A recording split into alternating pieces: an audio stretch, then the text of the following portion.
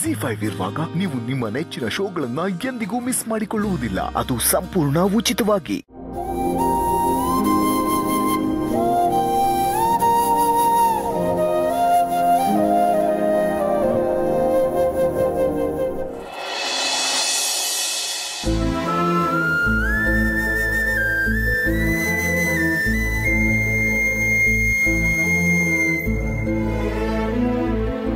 ಪ್ರೀತು, ನೀನೇನಿಲ್ಲಿ? ನಿಜ ಊಟ ಮಾಡೋಣ ಅಂತ ಬಂದೆ ಬ್ರೋ. ಯಾಕೆ ಪ್ರೀತು, ಇವತ್ತು ನಿನ್ನ ಮನೆಯಿಂದ ಊಟ ತರಲಿಲ್ವಾ? ಆದರೆ ಆ ಮನೆ ಊಟನ ನನ್ನ ಬ್ರೋ ಜೊತೆ ಕೂತ್ಕೊಂಡು ತಿನ್ನಕ್ಕಾಗಲ್ವಲ್ಲ. ಓಹೋ, ಅದಕ್ಕೇನಾ ಸಾಹೇಬ್ರು ಅವಾಗಲೇ ಎಲ್ಲಿದ್ಯಾ, ಎಷ್ಟೊತ್ತಿಗೆ ಡ್ರಾಪ್ ಮುಗಿಯುತ್ತೆ ಅಂತ ಎನ್ಕ್ವೈರಿ ಮಾಡ್ತಾ ಇದ್ದಿದ್ದು?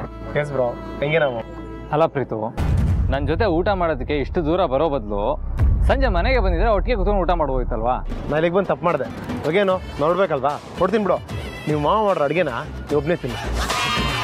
ನನ್ನವರು ಯಾರೂ ಇಲ್ಲ, ಯಾರಿಗೆ ಯಾರೂ ಇಲ್ಲ, ಪ್ರೀತಿ ವಾತ್ಸಲ್ಯಕ್ಕೆ ಅರ್ಥವೇ ಇಲ್ಲ, ತಿನ್ನೋಕೆ ಬಿಸಿಬೇಳೆ ಬಾತು ಕೊಟ್ಟನೇ ಇಲ್ಲ.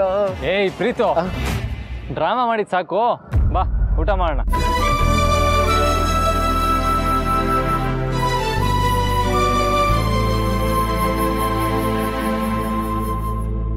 ನಿನ್ನ ಜೊತೆ ಊಟ ಮಾಡಬೇಕು ಅಂತ ಬೆಳಗ್ಗೆ ತಿಂಡಿನೂ ಸರಿಯಾಗಿ ತಿಂದಿಲ್ಲ ಬ್ರೋ. ಒಳ್ಳೆ ಪ್ರೀತು. ತೋ ತಿನ್ನು ಬ್ರೋ, ನೀನೇ ತಿನ್ಸು ಬ್ರೋ. ಪ್ರೀತು, ನೀನು ಇವಾಗ ಇನ್ನೂ ಚಿಕ್ಕ ಹುಡುಗ ಅಲ್ಲ, ಅಪ್ಪ ಆಗ್ತಾ ಇದೆಯಾ, ಇನ್ನೂ ನಾನೇ ತಿನ್ನಿಸ್ಬೇಕಾ? ಬ್ರೋ, ನನ್ನ ತಾತ ಆದರೂ ನನ್ನ ಕೈ ಚಾಸ್ತಾನೆ ಇರ್ತೀನಿ, ನೀನು ತಿನ್ಸ್ತಾನೆ ಇರಬೇಕು, ನಾನು ತಿಂತಾನೆ ಇರ್ತೀನಿ.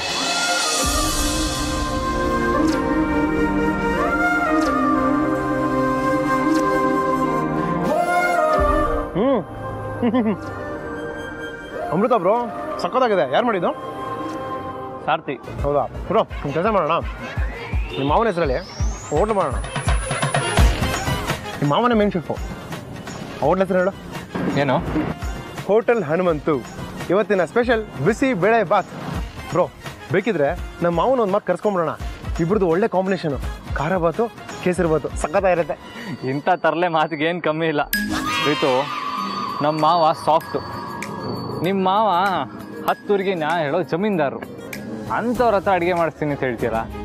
ಬ್ರೋ, ತಮಾಷೆ ಮಾಡಿದ್ದು.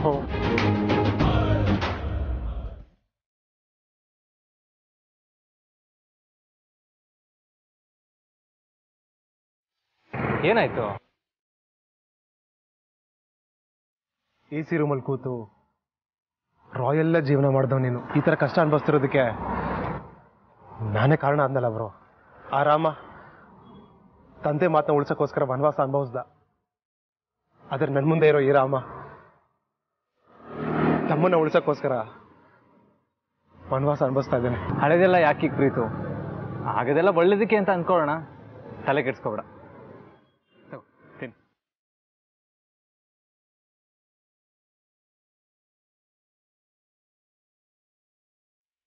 ZEE5 ಆಪ್ ಡೌನ್ಲೋಡ್ ಮಾಡಿ ಎಲ್ಲಾ ಸಂಚಿಕೆಗಳನ್ನು ಸಂಪೂರ್ಣ ಉಚಿತವಾಗಿ ನೋಡಿ.